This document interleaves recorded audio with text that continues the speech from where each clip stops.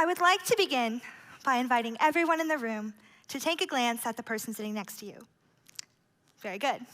Now, as you are doing so, I would like you to pinpoint one perceptible difference that they may have from you. Now, imagine if this were something bigger, rather than having brown hair or green eyes, maybe missing a limb or having a different level of stature. How would you react if you saw that outside of a formal setting? What would your innate thoughts and feelings be?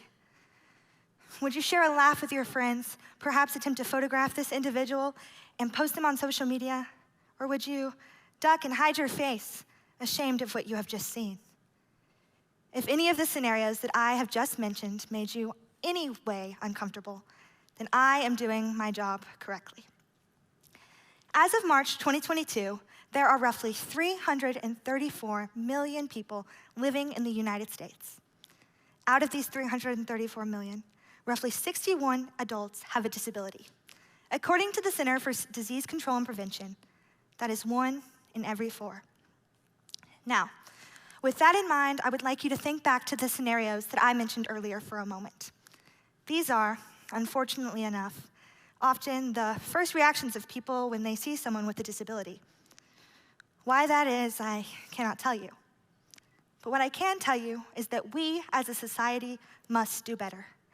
By simply educating ourselves upon the unique characteristics and skills that a differently abled individual can bring to the table, we can alter the general perspective that they are less than their peers and cannot achieve the same feats. Furthermore, it is important for us to learn how to acknowledge them for what they can achieve versus mocking them for the things that they cannot change, the things that do not define them. Today, I will discuss how it is vital in today's society to celebrate diversity and recognize diverse individuals and their abilities to make connections with one another through education, entertainment, and social networking platforms, as well as what we can do to uphold these standards. First and foremost, let's talk about education. Education is where it all begins. Having a physical or cognitive disability does not limit the level of academic achievements that one can obtain. And with the correct accommodations, educators can successfully connect with their differently abled students and make for a great classroom setting. For example, when I was in grade school, I was significantly shorter than the rest of my peers. As you can see, not much has changed. Good, I'm glad y'all laughed at that. This greatly limited my levels of accessibility in the classroom setting. By implementing simple resources, such as seat cushions, step stools, and, in my high school years, a handicap parking space, and pedal extenders and driver's ed, these spaces were made to feel comfortable for me, and I was made to be just as valued and appreciated as my able-bodied peers. Furthermore, I also participated in a yearly 504 plan for additional environmental modifications, such as adjustments to my physical education classes, so that I did not push myself past my own limits, trying to keep up with my able-bodied classmates. Through these accommodations, my educators were able to make connections with me by molding the spaces around us to fit me instead of forgetting me. Now, making the changes to the physical classroom setting is not the only thing that we must do in order to properly integrate these individuals into the educational settings. In the quote from the article, 6 Reasons for Including Children with Special Needs in the Classroom, Thomas Armstrong writes, "Students with disabilities add to the diversity of the classroom. Diversity enriches our lives." Think of the classroom setting as a puzzle. Each piece looks different. Each piece has its own unique qualities, but every single one of those pieces is needed for the picture to work. Perhaps the most important part of integrating these students into these settings is the inclusion itself. It advocates for them, builds connections between them, educates others about them, and encourages others to celebrate them, which is the most important thing that we need in today's society. According to the Drexel School of Education, under the article, The Importance of Diversity and Cultural Awareness in the Classroom, it is found that, quote, "Diversity in and out of the classroom will continue to grow, so it is essential that we prepare students to adapt to the evolving world and embrace those who are different than themselves," end quote. If we are serious about making a change in the way that differently abled individuals are viewed and treated in educational settings, then it is important for us to recognize that environments such as the classroom must be used to spread awareness and make connections with others. Through these connections, we are able to successfully shift the stereotypes that an individual's differences should be the first thing that we notice about someone. But if we truly want to make a change in the way that differently abled individuals are viewed, merely altering our educational settings are not enough. As we educate, we need to focus on what these individuals bring to the table. We must provide positive representation and an opportunity for connection to be made through all forms of media. When these individuals are represented in a positive light, through resources such as television, movies, and theater, it urges others to embrace and encourage the celebration of diversity and allows diverse individuals to see someone who looks like them accomplishing an incredible feat. An example that hits particularly close to home for me is Peter Dinklage, the actor best known for his portrayal as Tyrion Lannister in HBO's Game of Thrones. Please don't come for me if I pronounced that wrong. As a theater student and someone who has the same disability as Dinklage, achondroplasia, the most common form of dwarfism, it both inspires and comforts me to know that there is someone out there who took a chance on a differently abled actor, choosing to see them for what they could do instead of what they could not do. Dinklage has been open about his thoughts on portraying differently abled roles in the media.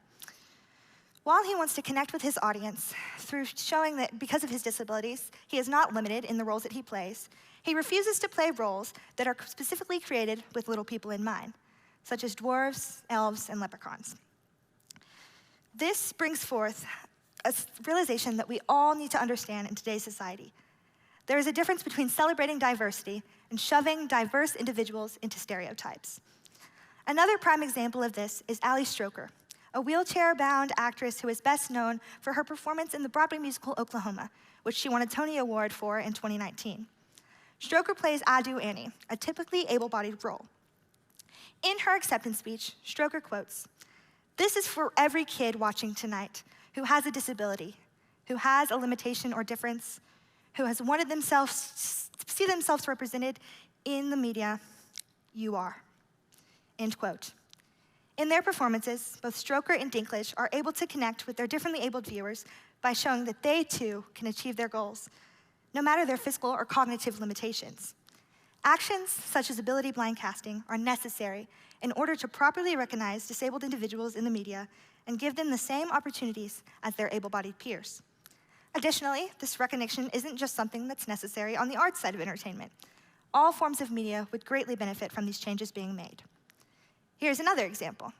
Blake Leeper, a Tri-Cities native and Paralympic athlete, was born with both legs missing underneath the knee. He went on to become a successful, record-breaking runner and molded himself into someone whose differences are celebrated and appreciated. Through his athletic platforms, Leeper connects with his differently abled athletes by providing them with workout spaces that are fit to meet their needs and make them comfortable. Because of his success, because somebody looked at him and said, "You can," instead of "you can't," he is able to shift the stereotypes and bring a sense of hope to the next generation of differently abled individuals. Making a change is as simple as 2 words. Any inkling of it starts with us. Another component that would bring forth a vital sense of representation for differently abled individuals is the use of marketing and social networking. Think about the impact that the media had on you as a young child. Did you model your hobbies and interests, your fashion sense, or your future career goals after your favorite television characters? Through the concept of consumerism, children are greatly influenced by the things they see on television, across billboards, and in magazines, just to name a few. Now, you may be asking, how does this relate back to the theme of connections and the celebration of differently abled individuals? Well, if children grow up seeing these things in the media, they learn to cherish them, to accept them, to understand them. But the lack of representation in the media remains prevalent to this day. When I walk past a billboard on the street or see a commercial on TV, I do not see someone who looks like me. I have never seen someone who looks like me. I want to see someone who looks like me. In the article, 7 Brands That Got Inclusive Marketing Right, Pamela Bunt quotes, "Inclusivity can help brands connect on a deeper, more meaningful level with their audience," end quote. A prime example of this is Sofia Giral, a Puerto Rican woman who made history as the first woman with Down syndrome to be represented as a Victoria's Secret model in 2022. The Victoria's Secret Company was created in 1977. Roughly 61 million adults in the United States have a disability, and it took 45 years for one of them to be represented in the Victoria's Secret campaign. The article, Advertising's Next Inclusion Revolution, Elevating Disability, said it best in its quote, "Companies can connect with disabled consumers by creating products that are beneficial to them and able to be used without hassle. Through this, differently abled individuals are made to feel seen and heard in areas where they are often overlooked." End quote. Not only is it important to showcase these individuals in the media to make connections with disabled viewers by presenting them with somebody who they can relate to, it can also be used as a way to inform and educate the general population on how vital it is to represent and recognize their differently abled peers and understand their worth. Now, let's think back to the puzzle metaphor that I mentioned earlier. Each piece looks different, but they are all necessary in order to complete the big picture. We must prioritize the integration of differently abled individuals into our everyday lifestyle, into areas such as education, media, and social networking in order to make a change. We must learn to focus on the we cans instead of we can'ts. Otherwise, society will never be able to shift their perspective, and the puzzle will never be complete. So, once again, I invite you to turn to the person sitting next to you. Identify the difference that you pointed out earlier. Now, compliment it. Appreciate it. Show that you understand its worth. Look at that. You have just made a connection. Now, the next time you see someone who is differently abled, you must remember to look at them for who they are and what they can contribute to the world around them, rather than what they cannot.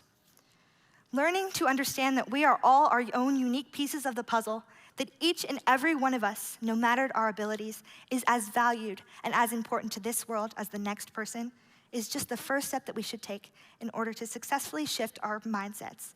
Because only when we do that will we be able to successfully break the stigma in society that an individual's ability equates to their worth. Thank you.